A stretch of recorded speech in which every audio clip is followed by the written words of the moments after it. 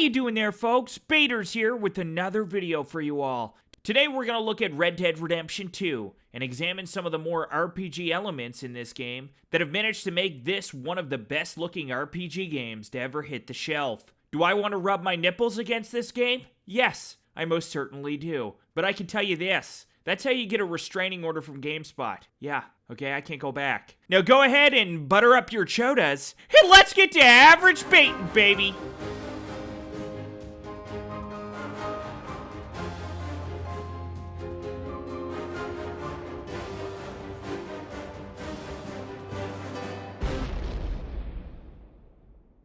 With our recent Red Dead Redemption 2 preview event in the bag, the floodgates have now opened and details have been pouring out faster than folks can smush their fuzzy peaches against their computer screens. Of all the new bits of information, however, it's the revelation that Rockstar Games' incredibly anticipated sequel will have a cornucopia of RPG systems underpinning its action, which proves to be the most unexpected. This new Rockstar title could prove to have a bigger RPG component than even the much anticipated Fallout 76 from Bethesda, who are known for their delicious RPGs. It can come as a bit of a shock that Red Dead Redemption 2 has been designed around you role-playing main protagonist Arthur Morgan with a living, breathing, wider world rather than just riding around blasting folks or tying a stranger to some train tracks and watching them explode, in the usual open-world Rockstar template, as one might have readily assumed. First time someone told me this game was going to be big on the RPG components, I didn't believe them.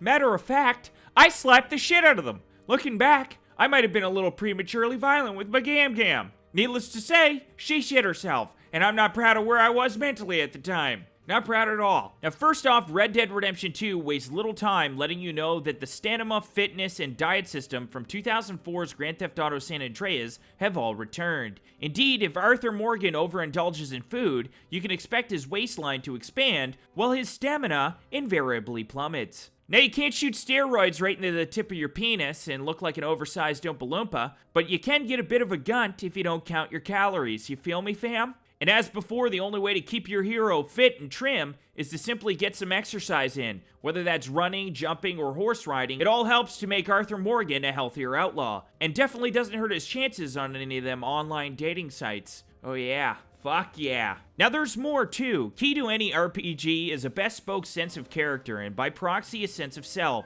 And in Red Dead Redemption 2, players can live Arthur Morgan's life in ways that might not have been previously anticipated. Everything from Morgan's beard, which can be trimmed or not, to his clothes and even his general state of cleanliness can be adjusted and tinkered around with. The character customization in Red Dead Redemption definitely left something to be desired. You could change John's clothes and switch out some weapons, but inevitably you were left with what Rockstar gave you. However, Red Dead Redemption 2 decided to ameliorate that little discrepancy, and character customization has been given all new breath in this iteration of the Old West. Now you'll be able to change everything on the main character, from his hat all the way down to his boots, individually rather than as a whole. And even the weapons you carry can be customized to reflect your character's persona as you see fit. More than just a cosmetic indulgence, such adjustments bear functional fruit in the world of Red Dead Redemption 2. Now, depending on how Arthur is dressed, and you can even roll up his sleeves, yeah, you can get your hands dirty if you're feeling a little rowdy. How he looks, smells, and whether or not he is visibly armed, the denizens of the American West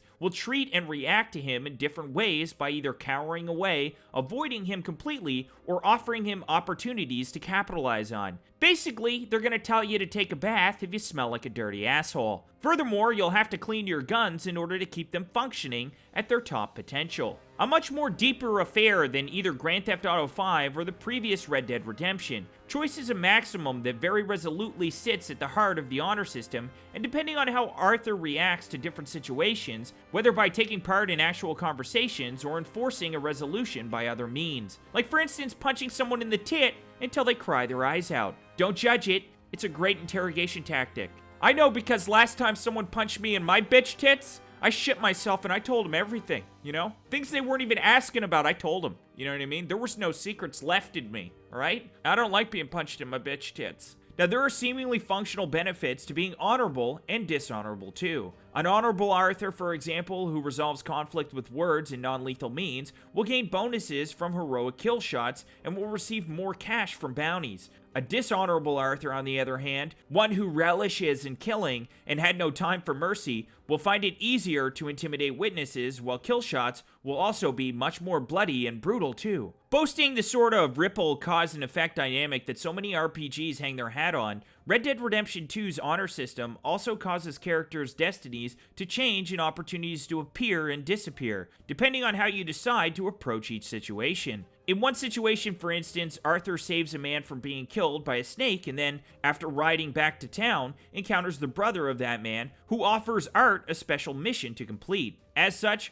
more than just opulent eye candy, the world of Red Dead Redemption 2 is arguably a character in and of itself. One that is ever changing and ever reacting to what you do. It's like high school all over again. You piss all over your own face one time, and nobody will forget that shit, okay? The world of Red Dead Redemption 2 will remember everything you do and reacts to it based on what you've done, which is insanely impressive. Then finally, there's the revelation that the whole game, literally all of it, can be experienced from a first-person perspective. A fact that lends Red Dead Redemption 2's RPG underpinnings far more gravitas and intimacy than they might have otherwise had. There's just something about being able to look down the barrel of a detailed weapon in Red Dead 2 that pulls you into the world space. Let's face it, Red Dead Redemption has always been Grand Theft Auto's older brother. Grand Theft Auto is full of cheap thrills that cater specifically to the part of the brain that just wants to blow shit up. But Red Dead Redemption was slower, wiser, and far more interested in the human compulsion to do better. It was a story about a man who wanted to grow and change and shake off the ghouls of his past. The tragedy of the game was that despite everything, he couldn't. As opposed to the last game's lone wolf, me against the world sensibility, Red Dead Redemption 2 seems to reinforce the fact that you're part of something bigger than yourself, underlining all the different responsibilities that come with that. You ride as part of a gang this time around, and you can set up campsites as little community centers between missions, somewhere to make friends and listen to stories. The trailer seems to reinforce that the game is as much about what is happening in the late 1800s America, when the Age of Outlaws was ending,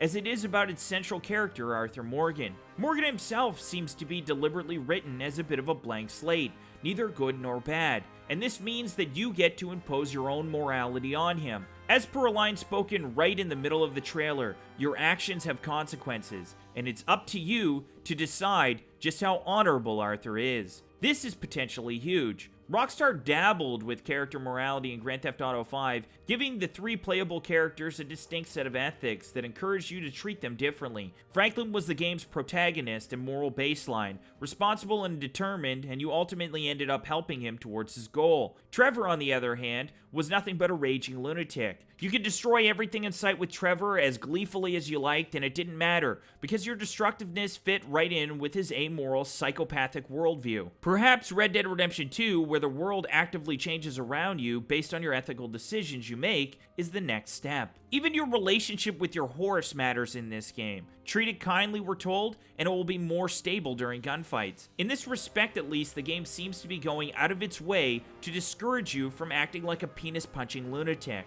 Red Dead Redemption thrives on the push-pull between trying to do the right thing and being dragged back into the muck. It's what gave the last game such emotional presence, especially the ending, still one of the bleakest in game history. And this new morality engine should only elevate this. If you spend 35 hours trying to be the best person you can, it's bound to sting all the harder when you slip up and let people down. Like playing the good guy the whole time only to find yourself naked in the woods one night covered in blood. God damn it, not again! Fuck.